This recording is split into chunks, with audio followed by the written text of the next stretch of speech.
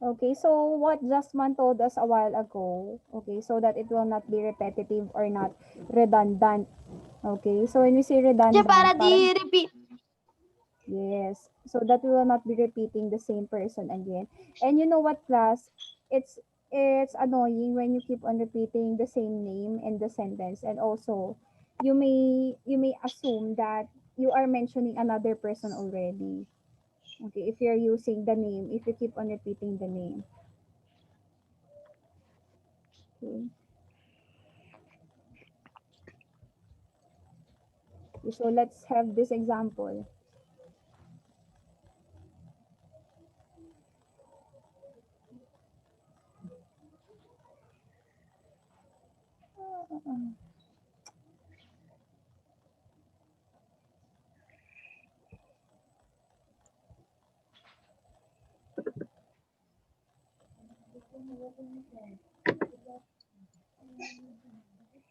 Okay, there you go. Can you see the example? President Lincoln. Can you see Yes. this one? Okay. Bakit kung saan nagpupunta?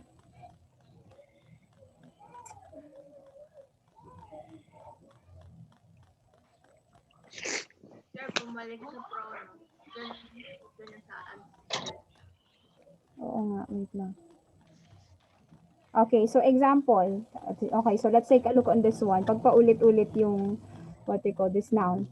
President Lincoln delivered Lincoln's Gettysburg Address in 1873. Okay.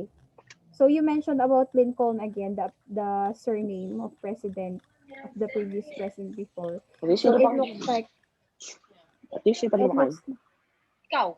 Ako na lang. Si Barnett. okay, it looks like you are mentioning another person again. So if you don't use a pronoun to replace President Lincoln's name on the second time refer to him, it will bring confusion to the readers. The reader may think that these are two different people. Okay, so make sure to use a pronoun, okay, if you would refer to the person that you mentioned a while ago. Okay, At least use his. yeah, okay. President Lincoln delivered his address in 1873. Okay. Now, let's talk about antecedent. What do we mean by antecedent? Okay, basically, class, antecedent, this is, okay, antecedent is the noun that is being replaced by the pronoun. Okay, so our topic for today has something to do with um, pronoun antecedent agreement. So basically, class, the pronoun should always agree to the antecedent in terms of gender and number. Okay? As what we all know, there are pronouns that are only specifically for masculine, okay, masculine nouns, and then there are only specific uh, pronoun for specific numbers. Di ba, gumagamit na tayo ng their if it's plural, them for plural, things like that. And then, if it's So, if ano it's ba a ulit yung masculine, antecedent? antecedent is the noun that is being replaced by the pronoun. Okay, sir. Okay, wait lang. Ibabalik lang yung teacher kasi itong slide ano na naman.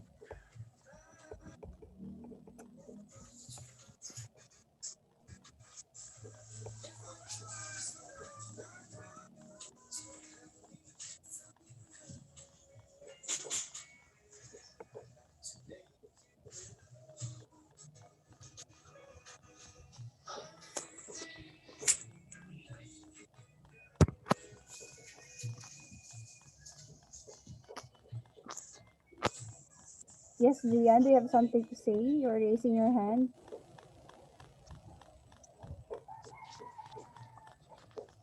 Yung email natin. Sure na Oo nga, pindot may ko siya maingay. saan. Okay.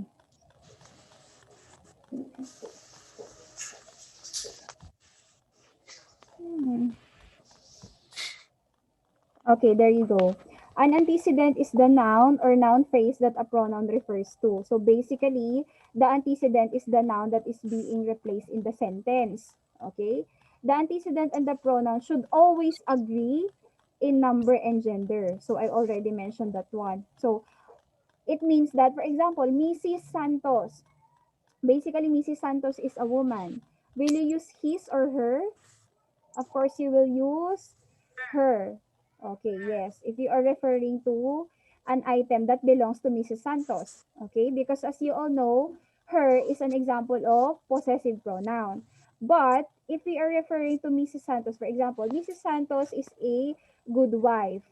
Blank makes breakfast, lunch, and dinner for the family. Okay, so the correct pronoun that we will use there is she, right? Okay, she, hindi po her. Kasi wala ka naman tinukoy na gamit ni Mrs. Santos dun sa example. Okay? Sure. Yes po.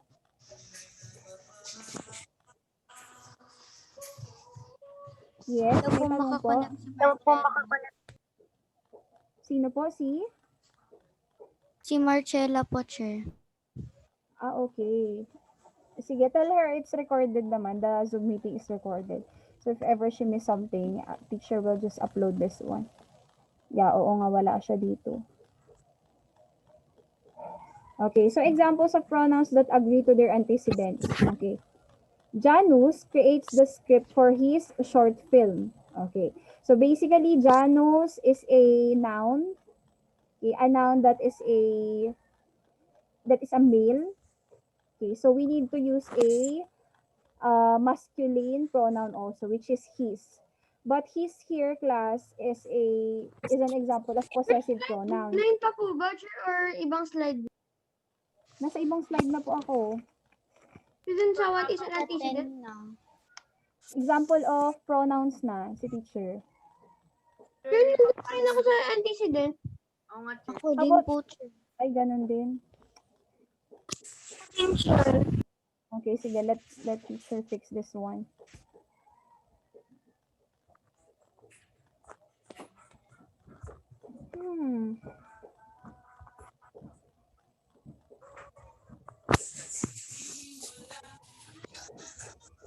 Sino yung nagpapatugtog from the background?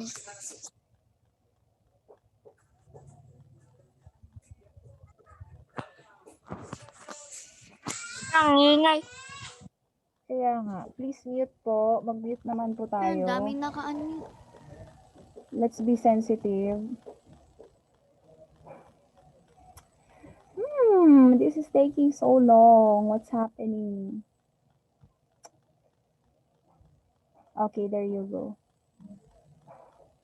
Chair, loading pa rin po. Ay, naglo-loading pa rin. Sure, okay.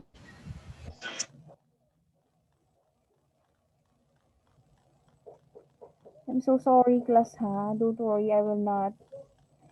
Next time after the Undas break, I'll make sure that everything will be smooth sailing. Okay. We encountered a lot of problems today, such as the internet and even the slide. Chair, nasa I found the missing piece of the puzzle na. But it's not in full screen, right? Tama ba? Chair, hindi Yes, pa. Chair. Oh, yun Chair, nga try eh. mo yan. Chair, slideshow mo, Chair. Yun nga eh, I'm using WPS kasi and not Microsoft PowerPoint and I don't know what's happening. Chair, baka mas So, di ko gets why is him is an example of object pronoun. But object pronoun is yung him. Ganito. Okay, sige. Yun muna since yun ang naka-flash sa screen. Kaya siya object pronoun, Jasmine, kasi di ba si Mrs. Lacson yung subject dito sa sentence. So, let's take a look on the sentence first. Mrs. Lacson prepares breakfast for Mang Tonyo. She thanks him for fixing the broken door. Ngayon, sino ang receiver ng breakfast? Sino yung receiver ng action? Si Mang Tonyo, di ba? Mang Kaya- Tonyo. Yes, kaya yung him naging object pronoun. Ano ba kasi ang object pronoun? Object pronoun is a pronoun that replaces the noun that receives the action in the sentence. So, nabanggit ni teacher kanina that, lumipat na naman, that, hindi pa lumipat sa inyo? Chair, hindi pa po. Di pa po, Chair. Not yet.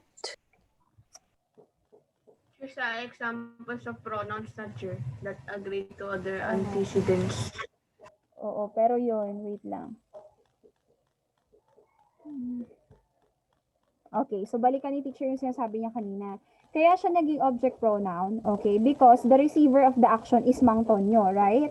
Wherein Mrs. Lacson, to whom is Mrs. Lacson preparing for breakfast? He prepared it for Mang Tonyo. Now, class, if we are going to choose a pronoun, okay, it will fall under object pronoun because it's going to replace a noun in the sentence, which is Mang Tonyo, okay, which is the receiver of the action. Okay, kaya siya naging object pronoun because based on the definition of object pronoun, it is a pronoun that takes place, okay, an object noun in the sentence. Oh, okay? It is not the subject but the noun that receives the action. Okay, nagets niyo ba yun, class? Did you get it? Yes, Sino yung sir. nagtatanong kanina? Okay. Kaya siya Yes. naging object pronoun kasi receiver ng action si Mang Tonyo. Now that we are going to replace Mang Tonyo with a pronoun, we need an object pronoun. Okay. We need a pronoun that will replace the receiver of the action. And ang receiver na action is si Mang Tonyo. So we will use pronouns such as him. Okay. Other examples of Chair, object parang pronoun. yung I naging me. Opo, minsan may mga ganong instances. Okay, another example of object pronoun, me, tama? Yes, me, you, him, her, it, them. Okay, pero it can also be used as subject pronoun. It depends where you put it. Yes, Chair. Okay, kaya lang siya naging object pronoun kasi it replaces the noun that is the receiver of the action. Okay? Do you get that? So in terms of subject and object pronoun, their function varies, okay, depends on where you put it in the sentence. But if you change Mrs. Lacson, for example, si Mrs. Lacson, we change Mrs. Lacson into she, okay, do we consider she here as object pronoun or subject pronoun? Subject. Yes, it's a subject pronoun because we change Mrs. Lacson, which is the subject of the sentence, with she. So it's considered a subject pronoun. While him here, okay, replaces Mang Tonyo, who receives the action. Therefore, it's an object pronoun. Okay?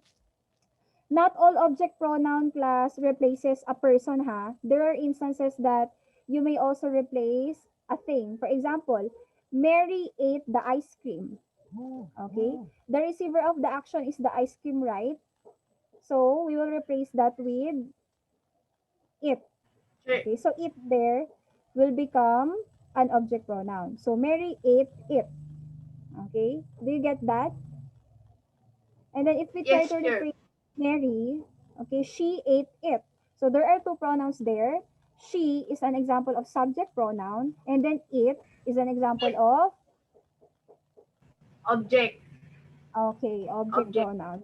Very good si Josiah. Mabilis makasunod si Josiah. How about the others? Naiintindihan ba ng iba? Yes, sir. Yes, Okay, tell me Yes, if you're confused. Okay. So let's try this example. I found the missing piece of the puzzle. It was under the bed. The pronoun refers to the piece. Okay. Missing piece. It was under the bed. So take a look on this one, class. Di ba may pronoun rin na nabanggit sa first part ng sentence? I found the missing piece of the puzzle. I here is an example of subject pronoun. And then, missing piece of the puzzle, it was under the bed. Okay, it. Diyan, anong slide It po? is, andito pa rin ako sa him is an example of object pronoun. Okay, yung nasa Okay, teacher. first part lang yan. Wala kayo nakikita? Pakita. Turn us to examples of pronouns that agree to their Antecedent. Hindi yung kay Mrs. Lacson. Nag-move na rin siya. Yes, Chair. Okay. Sige.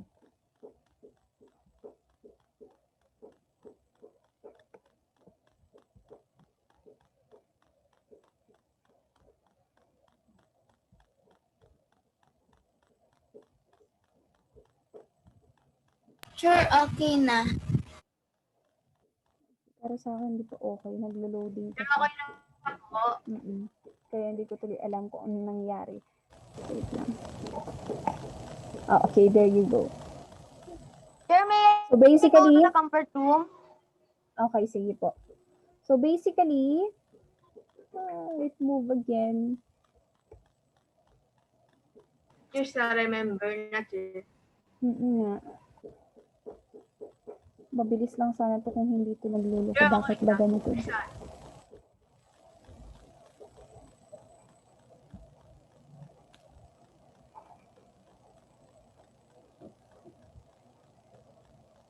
Sir, okay na. Asan na siya? Slide 12?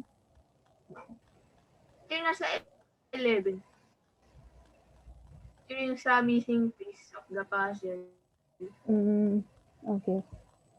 Sige, so I was saying, the missing piece, okay, piece, it refers to the piece of the puzzle. So, the pronoun that we use here is it. Okay, we cannot use he or she here because he or she refers to person, okay, people that are feminine and masculine. We cannot also use there for a single piece, right? Okay. How about this one? Janus, can you see this one? Janus creates the script for his short film. Sure. Yes, sir. Okay, sige. Janus creates the script for his short film. So his here is an example of possessive pronoun. Okay, basically, this refers to Janus, okay, his.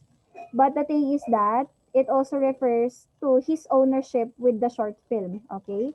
Because possessive pronouns class,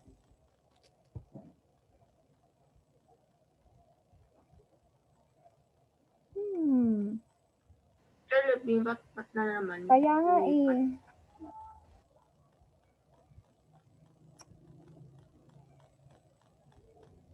Wait, let me stop sharing and then do it again. Baka may kinalaman niya. It's almost Sir, ano time. bang ginamit ng point? WPS kasi ito, hindi siya hindi siya, Sir, baka mas lapit. lag siya compared sa Microsoft PowerPoint. Wala kasi ako nung what do you call that? The one with, the Microsoft PowerPoint I had is just good for 5 days. And that's the thing about it. Yeah, yun kasi ang pangit sa Microsoft. I still have to buy the license one. And it's so expensive. So yeah, you just have to find a crack version probably. Sige, wait for teacher. Hinahanap na yung teacher. Okay. Sige, balik tayo dito sa example ng pronouns that agree to their antecedents. Yung kay Janus. Okay, since di pa natin nakikita yun. Ayan. Nakikita nyo na class? Can you see it? Sir, Dito, load pa po. Ayan. sure loading. Okay Sir, na. okay na po. Okay. So Janus creates the script for his short film. I told you a while ago, class, that his is an example of possessive pronoun because it suggests ownership of Janus to the short film that he made. Okay, the pronoun his refers to Janus, and it also refers to Janus' ownership of the short film. Next one, Arnel and Jose. Okay, basically Arnel and Jose are compound subjects. So when we say compound subjects, there are two subjects, Arnel and Jose. Submit their project early. Okay, their projects early. You cannot use his projects early here, ha? Kasi nga, you are referring to Kasi two dalawa. people. Yes, that's right. You are using two people. So basically, if you use his in here, okay, the pronoun does not agree to the antecedent anymore. Okay? So teacher will be giving you exercises soon in your examination. I will be asking you if you can find the error. Okay, like for example, does the antecedent agree? Does the pronoun agree to the antecedent?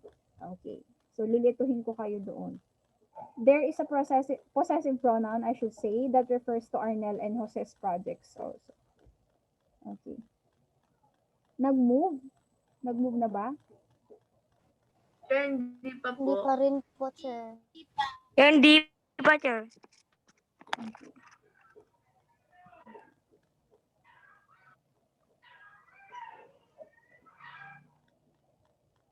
This is annoying.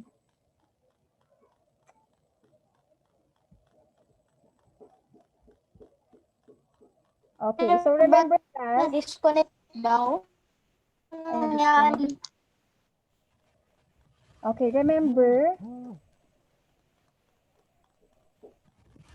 Okay, ganyan na lang. Remember, if the antecedent is singular, the pronoun must also be singular. Yes, yun nga yung sinabi ni teacher. The pronoun should agree in terms of gender and number. Okay? Gender, kung babae yung noun na pinalitan mo, the pronoun that you will be using should also be feminine pronoun. Okay, what are feminine pronoun? She, her, he, Norvin is writing something on the screen. Aksidente ba yan, Norvin? Or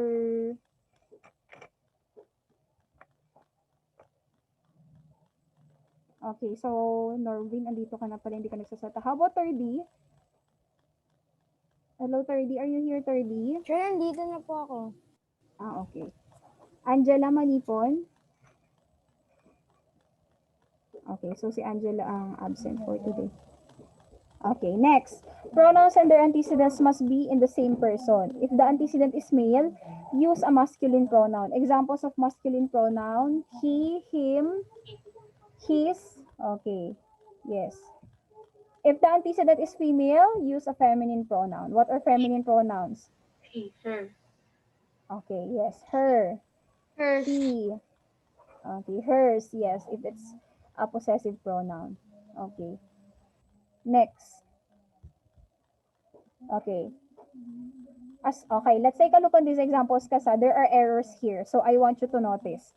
A student who wants to pass should do their homework.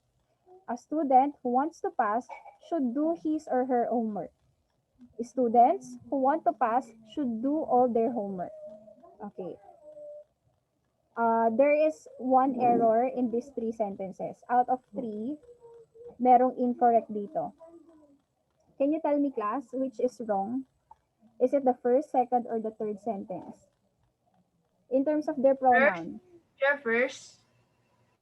Okay. Why first, Josiah? Why do you think it's the first one? Sir, kasi isa lang yung student, sir, pero ginamit there. Sir, tapos Okay, yung very good. refer dapat 2 or more people. Okay, yes, very good. So Josiah is right. Basically, a student, okay, so it refers to a single person only. And a student class, basically, you do not know what is the gender of the student. So you are going to use his or her. So tama itong number 2 sentence. A student who wants to pass should do his or her work. His or her homework compared to the previous sentence. So the previous sentence, the pronoun antecedent, okay, the pronoun does not agree to the antecedent. Okay. How about the third one? Students, okay, I want, sino kayo pwede ko matawag? Okay, Francesca Pascual. Students who want to pass should do all their homework. Do you think the pronoun agrees to the antecedent?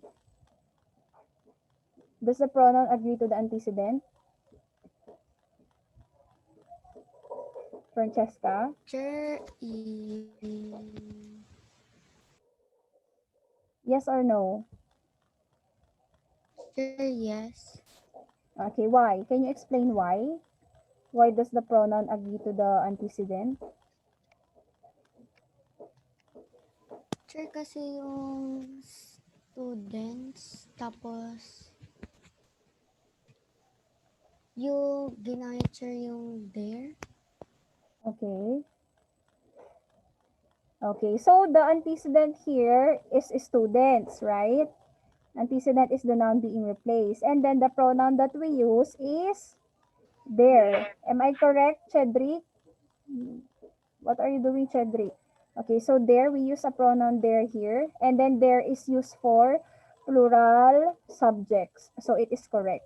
So this sentence, no, I'm just asking whether you are Listening. Okay. So basically, the third sentence agrees. Okay, the pronoun agrees to the antecedent. Okay, so that's how you tell it. Okay, now let's try to identify the pronoun and the antecedent in the following sentence. Okay, I'll pick random people. Kasi napansin ko si Josiah lang ang nag-recite. Okay, sige, si Jo. Gusto ko marinig si Jo. Okay, Jo, on the first sentence, Jo, what is the antecedent and what is the pronoun used in the sentence? Jo?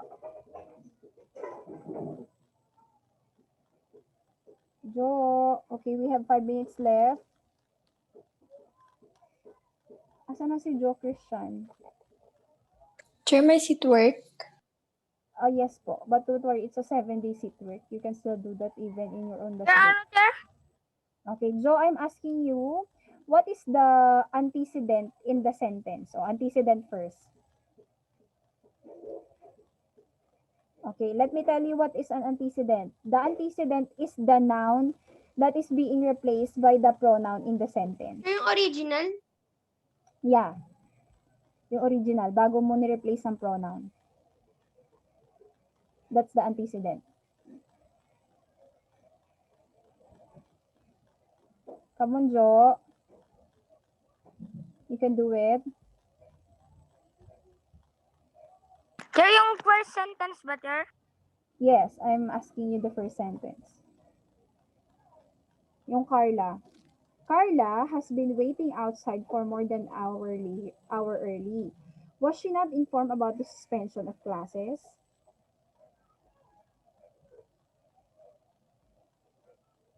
Chair, was she? Was she? Huh? Or she. Ano was she? Si Carla Si Chair, Carla she. ang Chair, she. hindi. Okay. Jo, yung she, yun yung pronoun. Si Carla, yung antecedent. Okay? Chair, kala ko, pronoun, Chair. No, I was asking about the antecedent. When we say antecedent, it is the noun being replaced in the sentence with a pronoun. Okay? Sige, so let me just repeat what I told you. Carla is the antecedent in the sentence. Chair, number 2 na Okay. lang, Chair. And then she is the pronoun that is being used. Okay, sige. Try mo ang number 2. Gusto mag-recite ng iba, Jo Christian? Ano ba, teacher? Chair, student. Student? Are you sure with student?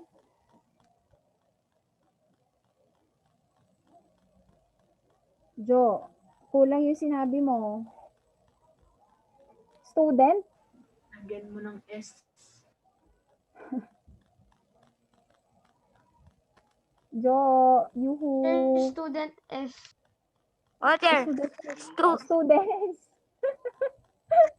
Students. Ano pa yun, Jo? Sabi, student is. Students. Ikaw talaga. Okay. How about the others? Okay, sige. Tingnan ko sa mga nag-raise ng hand dito. How about the pronoun? Chair. Sige, si Chedrick naman, Jo. Chedrick. Yung pronoun of number 2. Oo, pronoun ng number 2. The pronoun ni number 2 is they. Okay, good. Very good. They is the pronoun in the sentence. And it replaces the noun. Ano yung nire-replace yung noun? Student S. Students. Student is students. Okay, good. Okay, now let's move with the last 3. Okay. Nico thought that he had lost his book. His classmate found it behind the door. Okay, so there are a lot of pronouns here. So pwede akong magtawag ng dalawang tao for number 3. Okay, Sophia, Lou, will you try? Can you give me one pronoun and one antecedent in this sentence? Yung same ha, yung nag-agree with each other.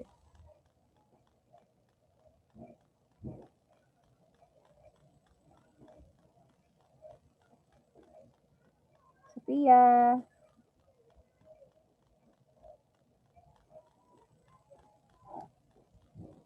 Come on. Chair, sa faster. number 3. Opo, yes.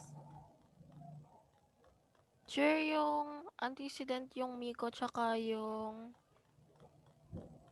The Huh? pronoun Answer. is